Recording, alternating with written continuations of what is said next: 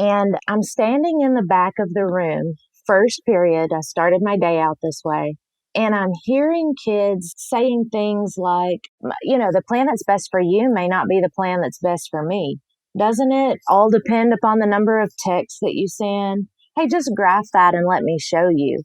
All of these kinds of great things like, wait, I didn't start that way. We started with a table of values. And that there is Whitney Becker, a middle school math teacher from Alabama. Whitney joined us to discuss what activities are great on the first day of school to show students what we as teachers value instead of just going over the rules and syllabus. This is another Math Mentoring Moment episode where we talk with a member of the Math Moment Maker community who is working through problems of practice. And together, we brainstorm possible next steps and strategies to overcome them. All right, let's cue up the music.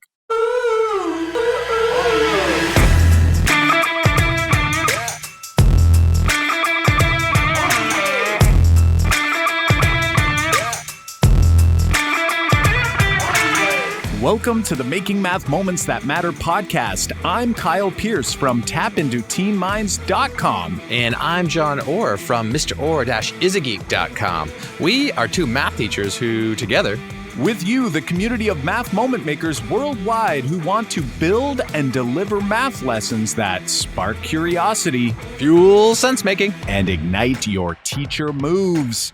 All right, my friends, Jon, are you ready to not only start this episode, but also start off the school year right? Yes. Let's get ready for this jam-packed episode. But first, we'd like to say thank you to all of you math moment makers from around the globe who have taken the time, as always, you're so great, to share feedback by leaving us reviews on Apple Podcasts. This week, we want to highlight Jolynn Plato, who gave us a 5-star rating and review that said, "Thinking deeply. I am enjoying the podcast as well as the online class these two gentlemen offer. The Common Core standards in the U.S. say that we need to get students to think more deeply, but Kyle and Jon actually provide a solid method for this to occur." We can't thank past online workshop participant Jolynn enough for taking the time out of her day to not only listen, but to help us increase our number of ratings to over 250 from around the globe and over 100 reviews. If you haven't taken a moment to go and give us an honest rating and review on Apple Podcasts, we would certainly appreciate it. All right, and if you've been listening to the Making Math Moments That Matter podcast for some time now, it's likely that you've heard us raving about the use of vertical non-permanent surfaces in our classrooms to get our students up and actively fueling sense-making.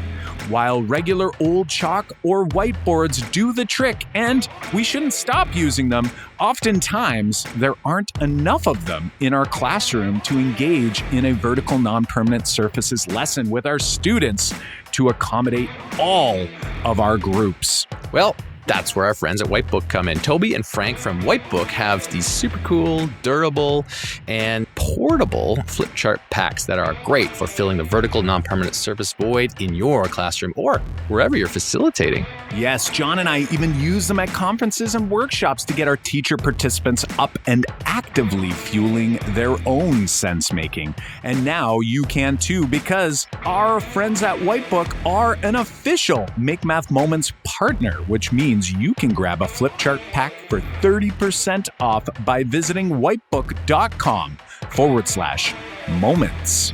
That's whitebook.com/moments. And if you're ordering for a school or a district and need more than just a few packs, you can head over to whitebook.com/moments bulk for up to 40% off as well.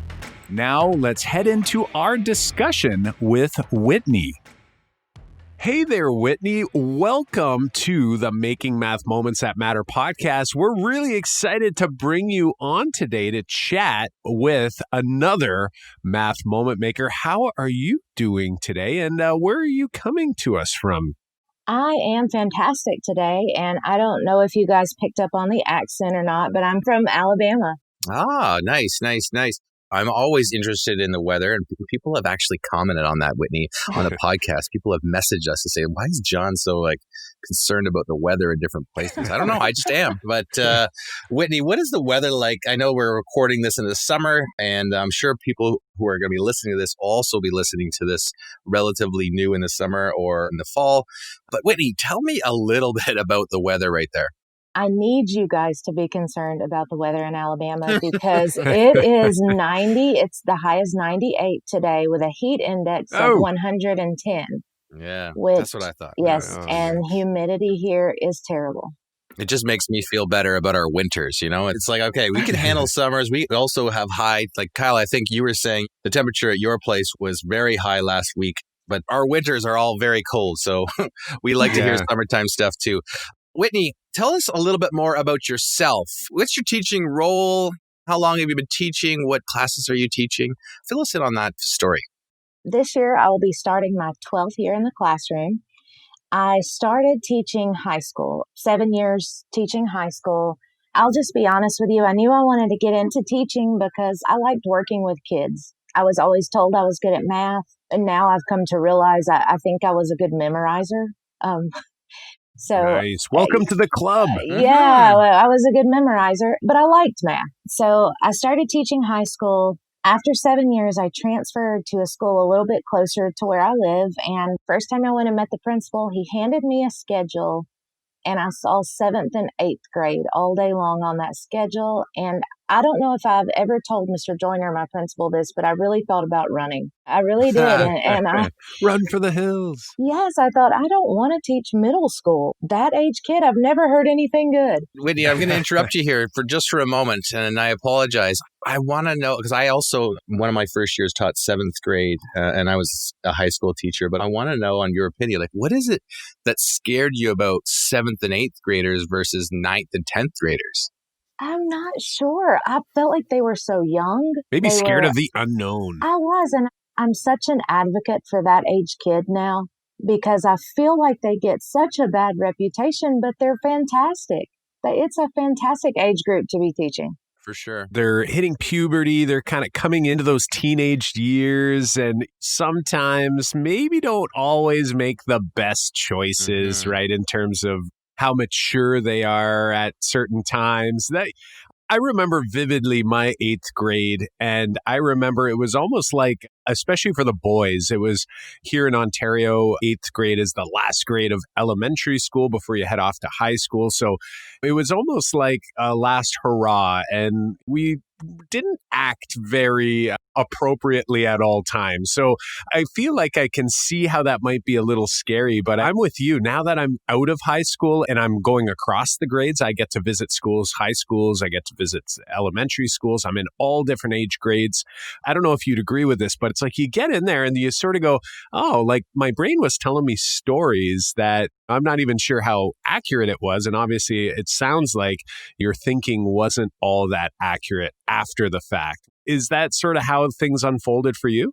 Absolutely. I am so happy in middle school.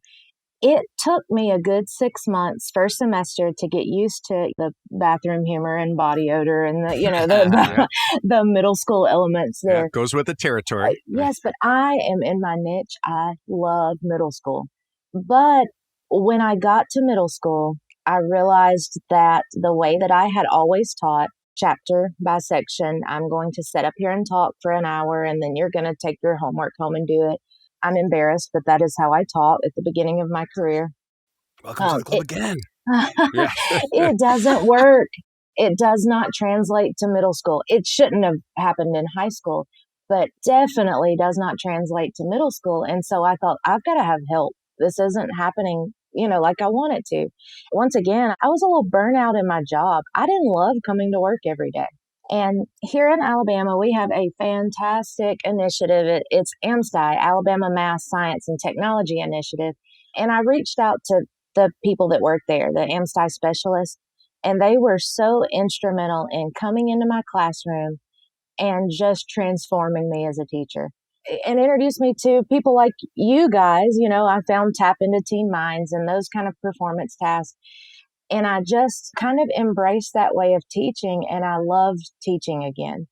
And you know what? I hate, and I want to apologize to those kids I taught the first 7 years, but you do the best with what you know then. And when you know better, you do better. I think it's very common that teachers feel that burnt out, and it's including us.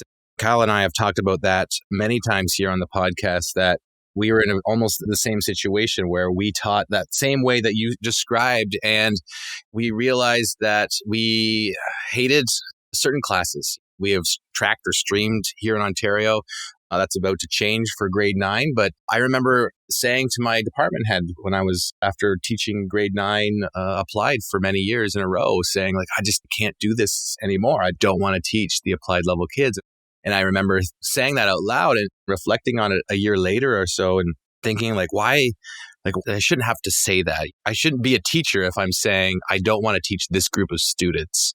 And it was probably because I just didn't know how to relate to those kids or get those kids engaged, where it was really easy, right? It's really easy to teach kids who are like super eager or compliant, motivated or compliant, right? They're compliant or motivated, probably not from my lesson. It's probably compliant or motivated because of other aspirations or goals or parental involvement or other external motivations that are motivating them to make sure they're paying attention during my lesson. But I remember having that thought that I need to make sure that like those kids actually probably don't need my help. It's the other kids that need my help. And that's what kind of started my change a number of years ago. And it sounds like you did too. But Whitney, I'm curious about your program that helped you. You said it was AMSTI. Do you have a link or can you restate that? AMSTI.org is where you can find out more about that. Especially if you're an Alabama teacher, you definitely need to get involved. They have helped me so much. It really has, and I still work closely with AMSTI specialists, and it's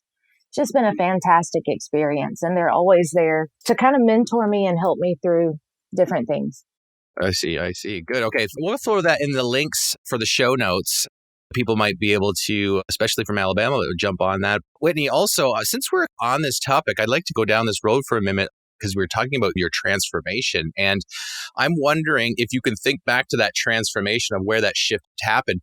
What would you say is like that first lesson or first activity or an activity that you were like, this is how it's going to look. This is how it's going to change. And then how did you discover that activity? I listen to the podcast every week. So I have thought long and hard about what I didn't have to think too long and hard. I know what my math moment is. It took place in my own classroom. You know, the change isn't easy. It's not easy to admit when you're wrong. It's not easy to admit I haven't been that effective. And so when I finally made up my mind, I'm going to change the way I'm doing things in my classroom, it does take work, the planning ahead of time and just committing to that process, because students can be resistant at first. And so the first year, this group of students, they're now 10th graders. And I can remember their 8th grade year. I had taught them as 7th graders, had them as 8th graders that year. Close to the end of the year, we're doing this illustrative mathematics task. I like to use a lot of those in my classroom. And I still remember it was called cell phone plans. I think that's come up on the podcast before, this particular task, John. I'm going to have to think about it, but we'll put it in the show notes. It's a good one. It really, it brought out a lot of conversation in my room. So my students are in groups. I hand them the task. They each get a piece of chart paper. I want you to chart your thinking, your explanation, your solution. And I'm standing in the back of the room. First period, I started my day out this way. And I'm hearing kids saying things like, the plan that's best for you may not be the plan that's best for me. Doesn't it all depend upon the number of texts that you send? Hey, just graph that and let me show you. All of these kinds of great things like, wait, I didn't start that way. We started with a table of values. And in the back of my classroom, it's kind of this moment I get chills, and it's like, wait, this is what I wanted to happen in here. Every student was engaged. Every student's participating. I'm kind of watching them solve this task, graph their solutions. They had, they derived equations, tables of values. And I'm saying, this is my summative assessment right here. They've got this. It's one of those moments as a teacher where you're like, this all paid off. This is great. And what I never heard, which made me equally as happy, was, hey, this is a systems of equations problem. Or, hey, look back at chapter 6, section 3, and we can reference this. It wasn't that they didn't necessarily know to call it systems of equations. That's what they were doing, but they were just problem solving. And it was just a moment where I felt like it was everything I had worked so hard for was worth it. And it was because of my students. I love it. I love it. And, when I come back, like the part that I love most is it's hard until you actually sit back and reflect on it. But I want to go back to, you described the way you were teaching for, it sounded like a good chunk of time. And John and I can both relate. We were in a very similar boat. And we weren't feeling excited about going into class. You had said it became a place that you weren't excited to be in. And students, like you said, high school, sometimes kids, they're like, okay, I've got to do this, so I'm going to go, or they're self-motivated, like John said, for whatever reason.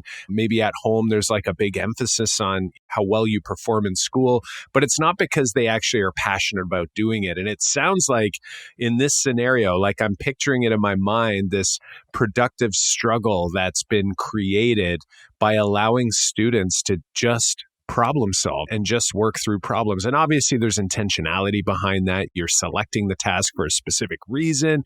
And it sounds like it took some time to get from where we all were earlier on in our career. And you had mentioned it was almost like a bit of maybe an embarrassment. And recently we were talking to someone, they quoted Robert Kaplinski, who said, when you think back 5 years about your lessons and the way you were teaching, you should be embarrassed. Now, that might be extreme. We don't have to be embarrassed, but his point is that we're growing, right? We're trying to get better. And obviously, if we're continuing to get better, today's lesson is going to feel a whole lot better than a year ago, 5 years ago, which is fantastic. Now, I'm wondering, is there a way we can go back in your memory and go all the way back to your experience in the classroom as a student to help share a math moment from your personal experience? Now, for some people, it could be a defining moment that helped them become a math teacher.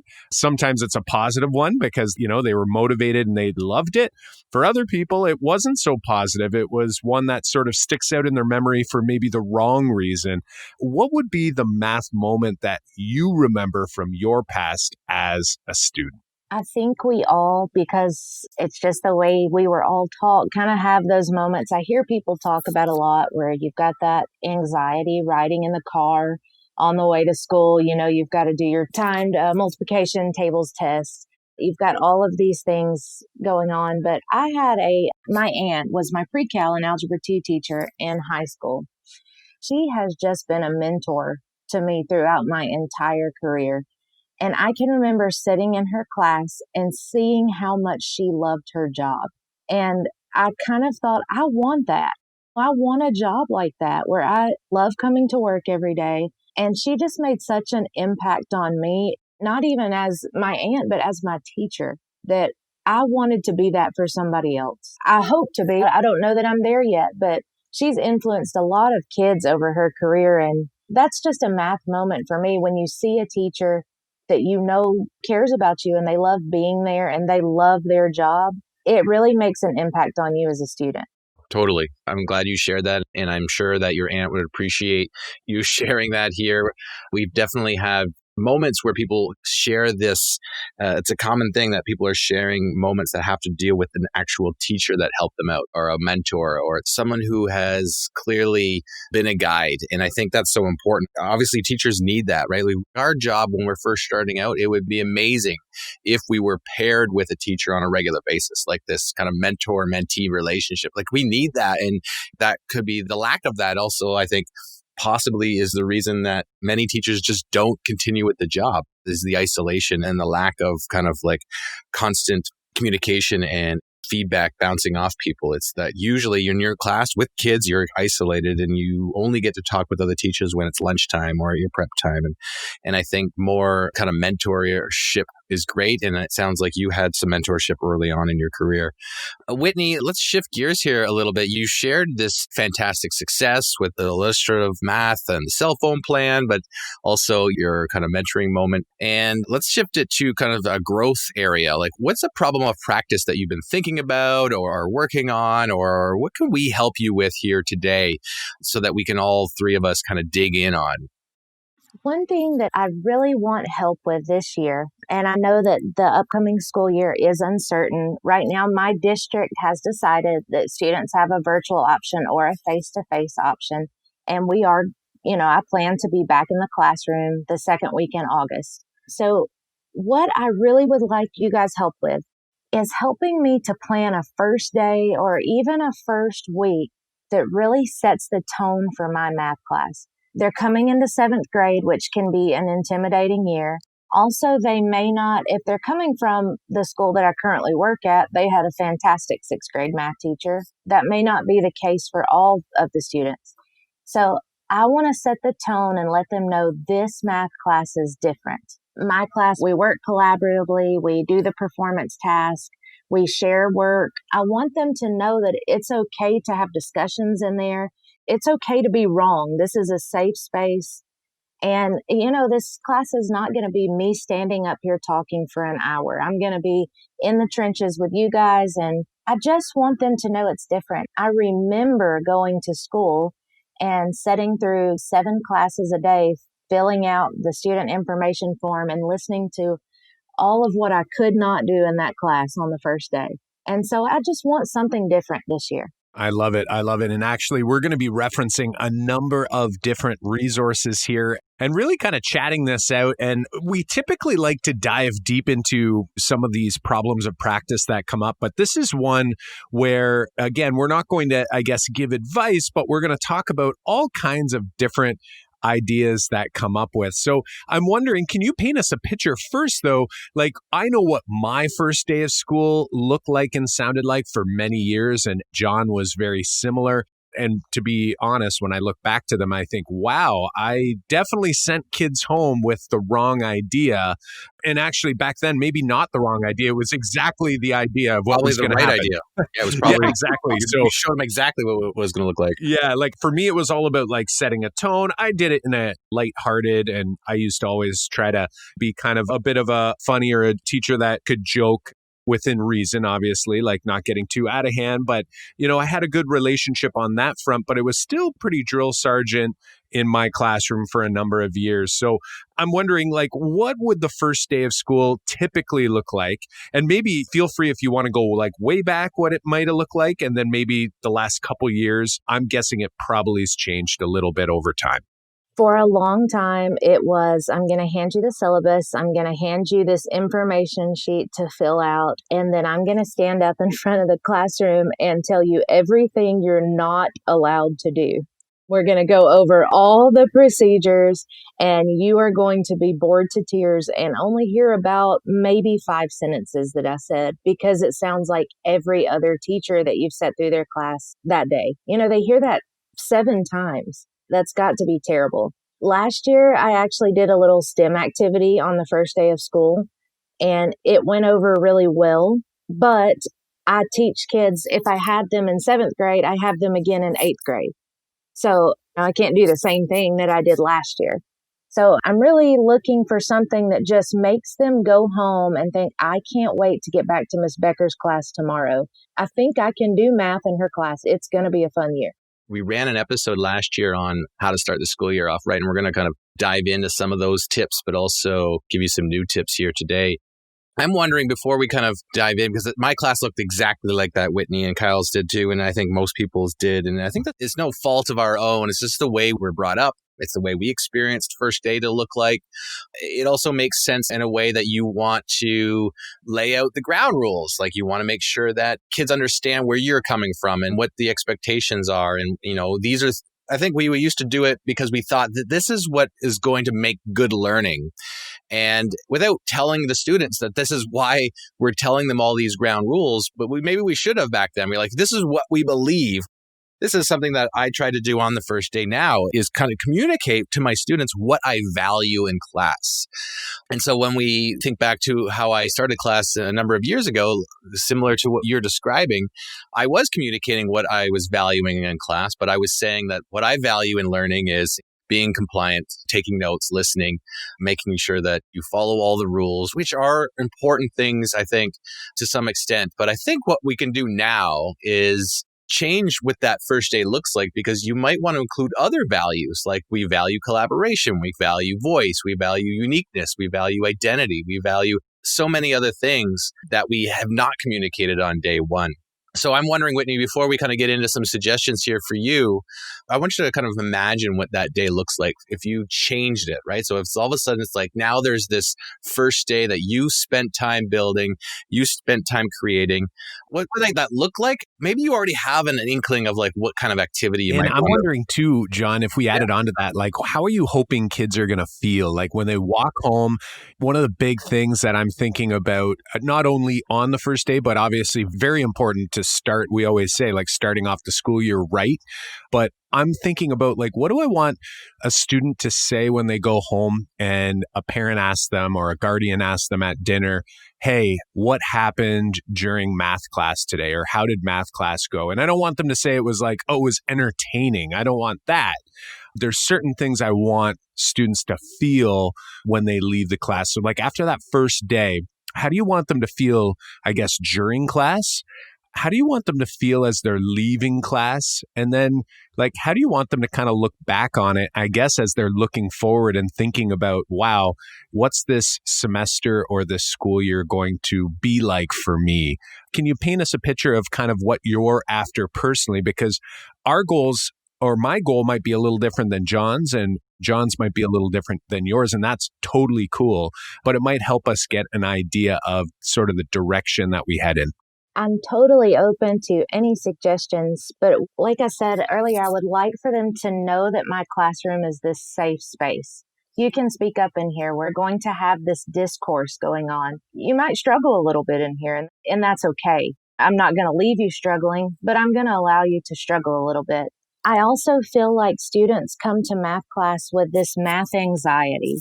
I know I did, and I wasn't a bad math student. So I can only imagine what those students feel like coming into 7th grade, because it's really their first year of junior high in my district.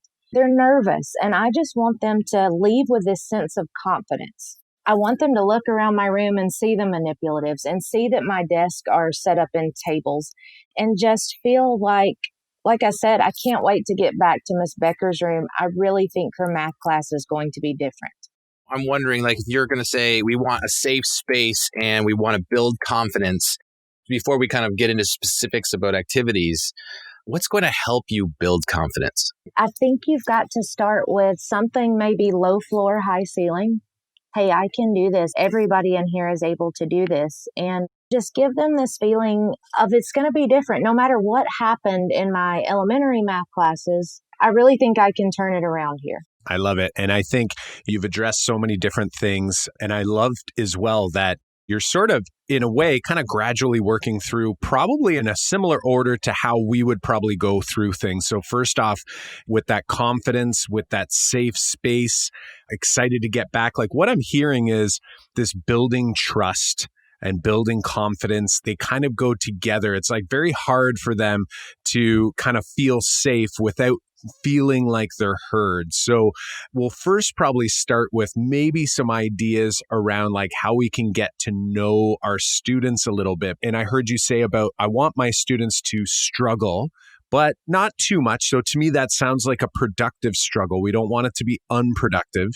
And you had mentioned about like math discourse, like actually being able to have conversations. So I'm feeling collaboration. I'm also hearing you saying like low floor, high ceiling. So getting into those problem-based type lessons. It sounds like we are right on track with what we're thinking about. So it's almost like working from this trust building, confidence building, getting to know one another, but then also maybe on the first day, if at all possible, depending on how long your classes are, I always love to get into a math task as well to sort of like continue this idea that like, okay, we're building trust and confidence, but we're not just going to make it all like everyone's happy today and then tomorrow the hammer comes down and the math happens, right? Because we can do that as well. If we avoid all math on the first day, there's still this big question mark for them, right? It's like, oh, Mr. Pierce seems like a nice guy and everything, but what's math going to be like tomorrow?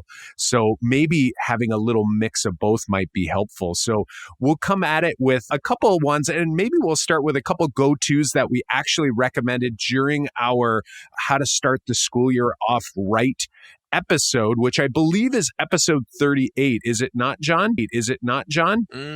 Let's I'll double check that here as we go. But John, why don't you start us off with a go-to? You've mentioned it on the podcast in that episode and also in some previous episodes. So maybe mentioning one of your go-tos, describing that there a little bit, and then we'll also point you in the direction of a couple resources.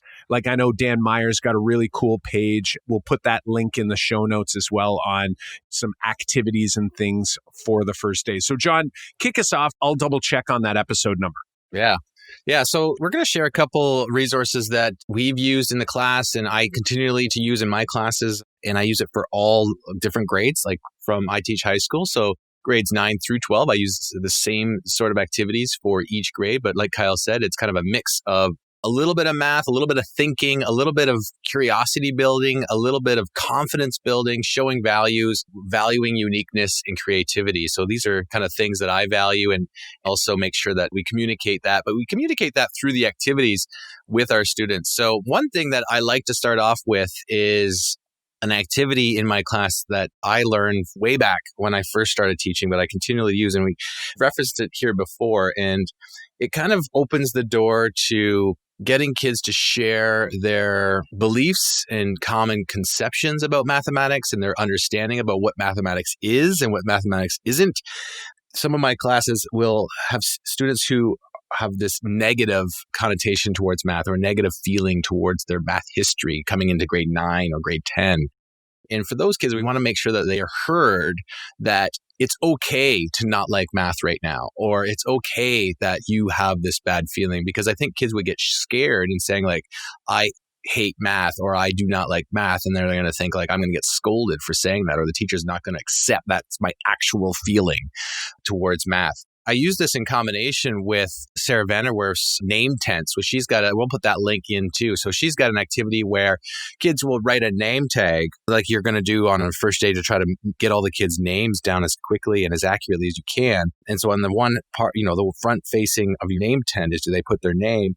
But on the inside, I have them do a couple things just like Sarah does on her activity. One of the things, though, is I have them complete the phrase, math is like. And so it's like, math is like, I write it up on the board or I have it up on the screen and I write ... And then their job is to complete that statement. And they can complete it in any way they like. So some kids will write math is like a swamp, or math is like a roller coaster, or math is like taking out the garbage. Like you get a variety of different things.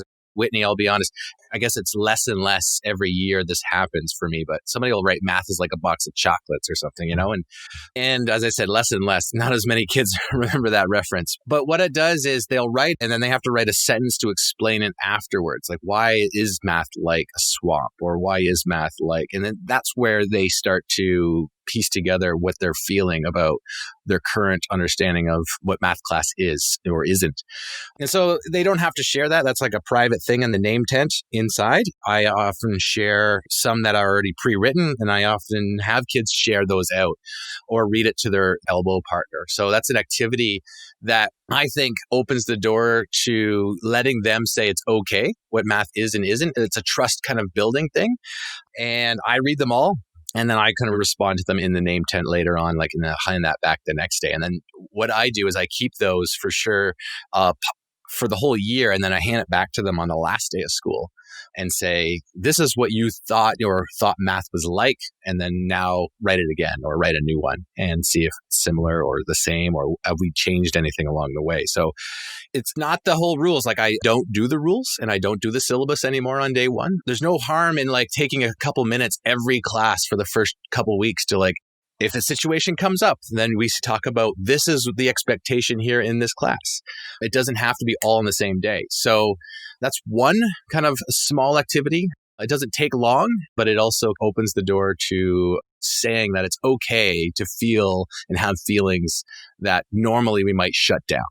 And John, I was thinking as you were describing that activity, like there's so many modifications you can make to any of these activities. So for example, I've seen or heard about teachers who have done like a four corners activity version where they put four different images and they have students go gather in those corners to discuss. They go, wow, that image over there really resonates. So one's like this big mountain peak image, right?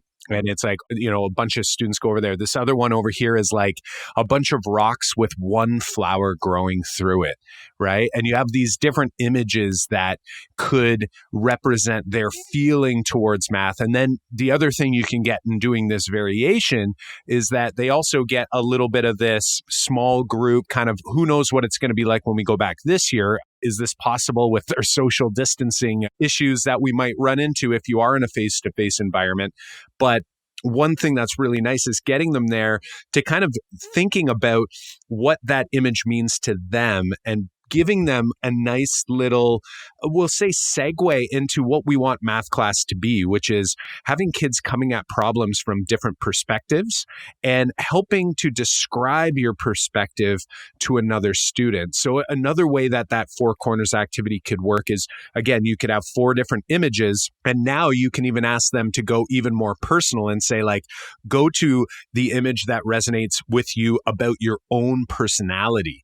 And they can go essentially describe why they're at that image and share that with someone else. So something popped into your mind about who you are as a person. So again, trying to like get at the individual in your class so that they feel like, wow, I am unique in my own skin and this is who I am, and being able to share that with other people. So if you want to get like more personable about the person, that's something that you can do. I know that Dan Meyer will include a link to Dan Meyer's blog. He's got a post called What Do You Do on the First Day of School? And he's got a few different links there, and there's great stuff in the comments that are, yeah, they're like super resource rich. And I know one of the activities that I have used in some past years is an activity called Who Am I? And it's just like a template that Dan has. It's kind of like a big composite figure with all these different shapes. You've got rectangles, triangles, a circle that's split up into different segments, and basically just asking students about who they are, different questions about their favorite food, TV show. So again, a more general overview of who they are and what they are as a person or how they see themselves. So these are some, we'll call them like the categories of like trust building, getting to know the individual, and really trying to help students share who they are in their own unique way. And again, there's no right or wrong way to do it. And again, in that blog post by Dan Meyer, there's tons of goodness in the comments. There might be something that just sort of resonates with you and that you're going like, yeah, that's the one. But there's probably going to be a bunch of them that you're looking at going like, wow, these are all great. So one year you might just try one and see how it goes. Or maybe if you have different classes, you might try a couple different ones to kind of see how they go. And maybe you might land on a favorite. Oh, I love those ideas. And you guys are right, especially at that middle school level, relationships are key. You've heard that phrase, you've got to love them first. And that's so true. And so I love all of those suggestions. Yeah. I want to give you one more because say we've talked about a couple so far just about trust building and uniqueness and identity, but I think we want to give you, I guess, two more specific ones. One about group work and showing collaboration and showing that we're going to work together. Like that's something that you mentioned that you'd want to make sure kids feel about the first day. And then we'll do another one about like some more math specific, like Kyle had mentioned. So the one that I've been using lately, I also got from Sarah Vanderwerf. She's got some great resources on her site. And we'll throw a link into the resources here, which is called 100 Numbers to Get Students Talking. I've used it in, again, all my classes, even from grades 9 to grade 12. I modified it for some of the classes and she's got some modifications on her site. But here's how basically the gist of this thing, it's about group work and like what makes good group work. So you actually get a nice lesson out of this in a consolidation and to talk about how students decide what makes good group work, because we want to make sure that they know that they value this. So again, this is done on the very first day. So Sarah provides you basically a sheet that has the numbers from 1 to 100, but they appear very randomized on the sheet. They're in different sizes. They're all over. They're mixed up all over this piece of paper. And it's a simple activity where your students are in, say, groups of 4, and they have to highlight in order. So like whoever goes first, second, third, fourth, you get an order, and you have to highlight in order the numbers. So like if you're first, Whitney, you would highlight the number 1. You'd find number 1 on the sheet and just highlight it with your color. Make sure everyone has a different color. It kind of works out nicely in the end if you did this. And then Kyle, if he was second, he'd highlight 2. And then if I was third, I'd highlight 3. And if we had a fourth, I'd highlight 4. And then it would be back to you, Whitley, to highlight 5 and so on. And so that's it. You do that once and you give the kids 2 to 3 minutes to highlight as many numbers in order as they can. And so they're actively kind of searching for these numbers. And then most kids will get up to like 30, maybe 40, not even that high on the first go around.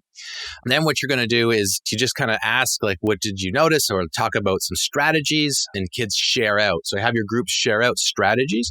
And if you do this, kids will start to recognize, because the color coding, actually, Sarah has uniquely created this page so that you can see that all of the numbers that the first person would see would be like in the top left quadrant of this page. And all the numbers that the second person would highlight would be on the top right quadrant, and so on. So there's actually a little pattern into the numbers. And so if someone shares that pattern, then all the other groups can see or hear that, and then they can go back and go, okay, let's try this a little bit faster.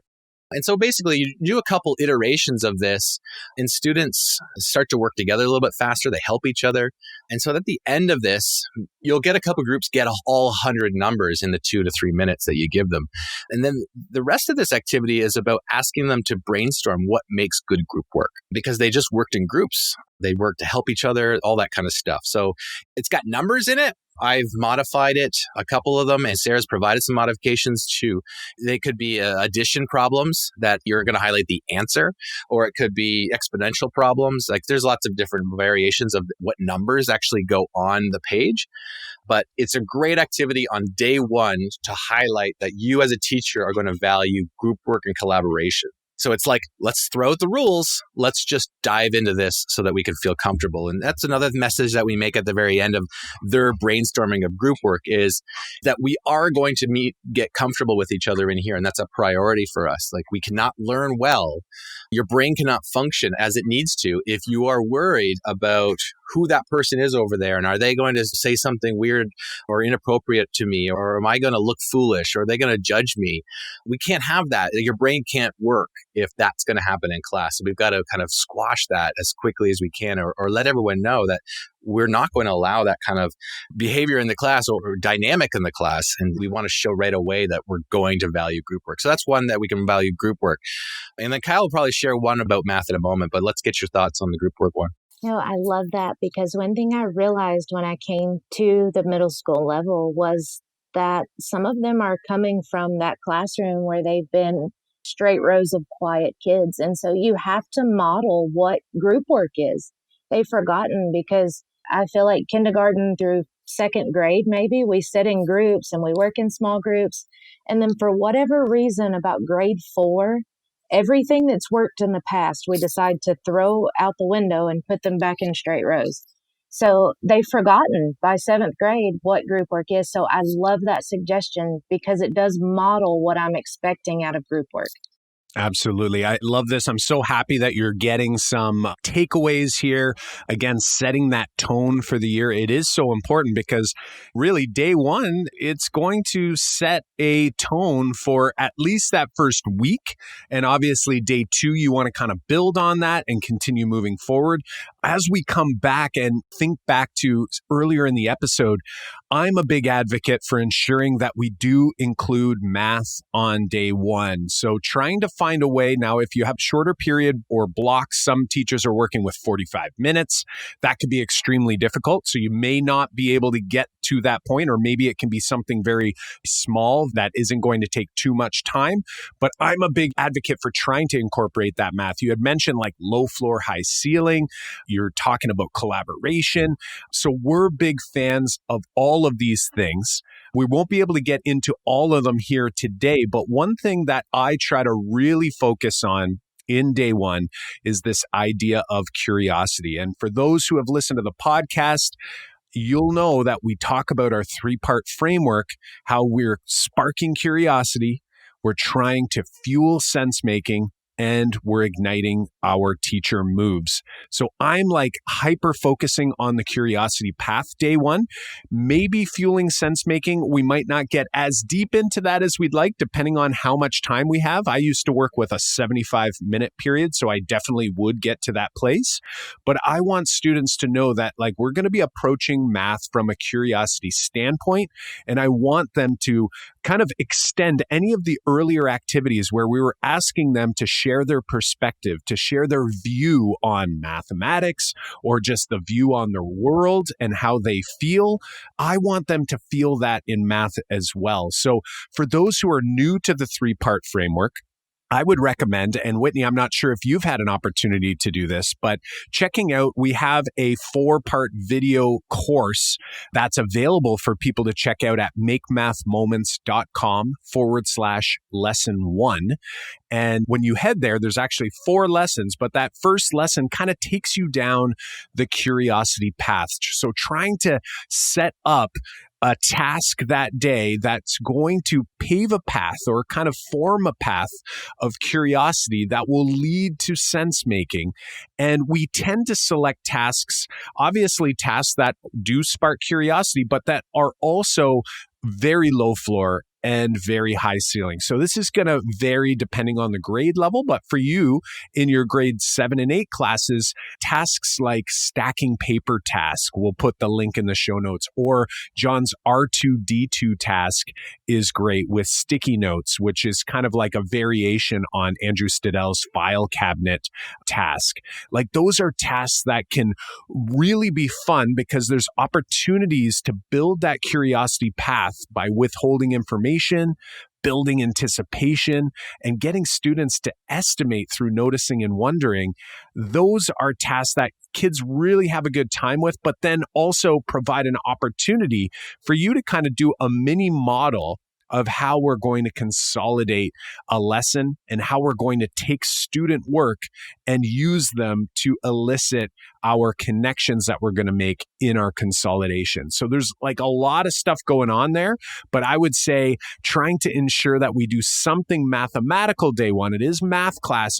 They probably had a horrible sleep the night before, right? Either super excited, just like teachers, right? Teachers are up all night, nervous, and kids are nervous too, right? Even the most popular student, or what other kids perceive to be as the most popular student, is probably not having a great night's sleep. We want to make sure that after day one, that they have a great sleep, that they're like, wow, math class is going to be this way. Now, for some students who are memorizers like us, that actually might scare them because they're like, oh boy, I don't know this game that Mr. Pierce is sharing with me here.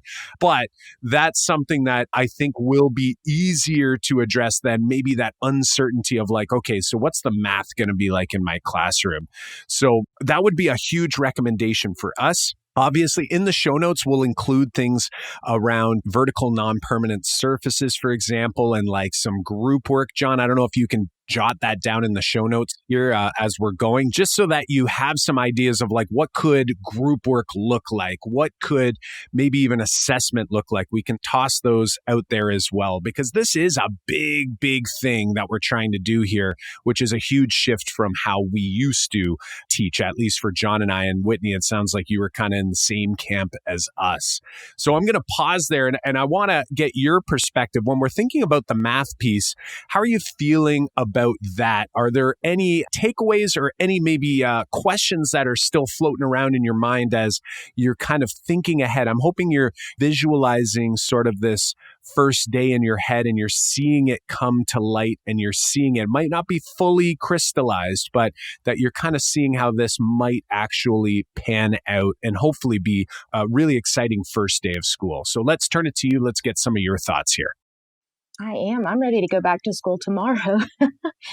But as you guys were talking, I'm visualizing my classroom and I'm thinking, I like all of these so much. You could take the first 10 minutes of each class, the first week and kind of introduce a different thing. But you're right. I do want to include math on the first day. That's so important.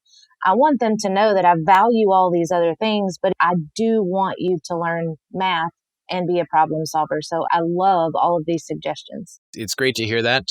Whitney, I'm wondering if you think back to this conversation right now, like all of the suggestions that we made, and also maybe even just the conversation we had, and think about like what is the biggest takeaway or the most important lesson you're pulling from this conversation here today? I really like the highlighting numbers, the Sarah Vanderwerf activity, but because it models that group work. But then I came back and I also like math is like, and I like that you gave the students an opportunity at the end of the year to be reflective. I'm a huge proponent for both teacher and student reflecting on their practices. So I like all of them. Please don't ask me to pick. Well, you just did. Yeah. Well, you highlighted a couple, which is great. And I'm really like how you've shared that idea around reflection, because John and I, we say it all the time after our Math Mentoring Moment episodes when we say goodbye to our guests. And then after in the bumpers, we share this idea of self-reflection, right? And I think that's so key. So I'm so happy that you value that not only for us as educators, but we need to have our students doing the same thing, right? And through self-reflection comes, I think, more value when we're providing them with descriptive feedback, because if they're not reflective, then that feedback sort of goes to waste. So that's big for me anyway. And that's kind of a takeaway I'll take from this conversation. So thank you for that. Whitney, we have had a blast here having a chat with you. We're excited for the first day of school, just like you are. We're recording this early in July, John and I. So we just, for about a week and a half, almost 2 weeks now, have been off on summer vacation. So we've got a little ways to go, but we're already thinking about that new school year. So on behalf of the Math Moment Maker community, I want to thank you, Whitney, for becoming vulnerable and coming onto the show and sharing some of the thoughts and the wonders that you had about how to start that school year off right. We hope that you found it valuable, and we hope that everyone listening is appreciative of you stepping up and coming on and sort of getting us all thinking and prepared for that first day of school. Well, I really appreciate you guys helping me out, and I am so appreciative of all that you two are doing to change the culture of mathematics. You have been instrumental in helping me change, and I know you have for so many others. Oh, thanks for saying that. It's comments like that that keep Kyle and I coming back to talk to folks like you and keep the podcast going. We do love every minute of chatting with so many teachers from all over the world. So thank you again for joining us, and we hope you enjoy the rest of your holiday. And don't be shy to give us an email on how that first day went, or share that in our Facebook group or on Twitter. I absolutely will. And I just want to wish the best of luck to all teachers everywhere, because we are about to, enter this year of uncertainty. And I do think it's so important to remember, and I just feel the need to say this as a parent and as a teacher, it's so important for us to go into this school year and not make the comment that these kids are so behind, because these kids are all exactly where they should be. Every kid in the nation missed the end of school last year. So yeah, later today, we're recording on a day we're going to be having our Academy question and answer web calls. So we're going to be hopping on, and that's been coming up a lot on these web calls. And I'm so happy you said it, because I'm hoping, this is my prediction. My prediction is we're going to go back to school, and we have lots of teachers all over the place who are so worried about how, quote unquote, behind students are going to be. But I think it's actually going to be the opposite. I think a lot of teachers are going to realize it's like, wow, kids are kind of where they usually are, which is with a lot of gaps, with a lot of loss over summer, realizing that maybe the way we approach things didn't really stick as well as we had hoped, right? If we were teaching the way John and I were teaching for many years, kids were learning things and memorizing things for 2 weeks, 2.5 weeks. And then after that test, it was sort of like gone from the brain, right? And in high school, we see it a lot with exams. We get into exam time, and it's like you feel like you're reteaching the entire course. Like, that to me is a huge indicator that, you know what, maybe we have to shift how we're teaching. And I don't think it's going to be as big of an issue as maybe many are predicting. I could be wrong on that, but that's my feel. So I really appreciate you making that comment. And I hope everyone listening, if you are in a blended, or as I always say, blended or worse model, meaning like fully online, coming this August or September, depending on where you are, keep in mind that everything we've discussed here can be done online. Make sure that you check out some of the recent podcast episodes where we do talk about remote learning, and check out the Academy, makemathmoments.com/academy. We've got a 30-day free trial for you to go in there and take our Make Math Moments from a Distance course. So just throwing that out there for those who are listening and maybe concerned about that upcoming school year. So Whitney, thanks for bringing it up. We want to thank you again. And we hope you have a fantastic remainder of the summer as you now start piecing together some of that vision of your first day. Yes, I'm excited to get started. Thank you guys so very much. As always, both John and I learned so much from these Math Mentoring Moment episodes. But in order to ensure that this learning sticks and it doesn't wash away like footprints in the sand, we must reflect on what we've learned. An excellent way to ensure that this learning doesn't fade away is to reflect and create a plan for yourself to take action on something that you've learned here today. A great way to hold yourself accountable is to write it down, or even better, share it with someone, your partner, a colleague, or anyone with the Math Moment Maker community by commenting on the show notes page, tagging us at Make Math Moment on any social media platform, or head over to our free private Facebook group, Math Moment Makers K through 12. And like we mentioned at the top of the episode, using vertical non-permanent surfaces is our thing for a Make Math Moments lesson. So if you're looking for a durable and easy way to create non-permanent surfaces in your classroom, Whitebook has you covered. Whitebook is an official Make Math Moments partner, which means you can grab a flip chart pack for 30% off by visiting whitebook.com/moments. That is whitebook.com/moments. And if you're ordering for a school or even your district and you need a whack load of Whitebook products, head to whitebook.com/moments bulk for up to 40% off as well. Are you interested in joining us for an upcoming Math Mentoring Moment episode, just like Whitney did here, where you too can share a big math class struggle? Apply over at makemathmoments.com/mentor. That's makemathmoments.com/mentor. In order to ensure that you don't miss out on new episodes as they come out each week, be sure to smash that subscribe button on your favorite podcast platform. Show notes and links to resources from this episode, plus transcripts, can all be found at makemathmoments.com/episode 90. That's makemathmoments.com/episode 90. Well, my friends, until next time, I'm Kyle Pierce. And I'm John Orr. And I am Landon Pierce. High fives for us. High five for Landon. Yo, Zeno. Perfect.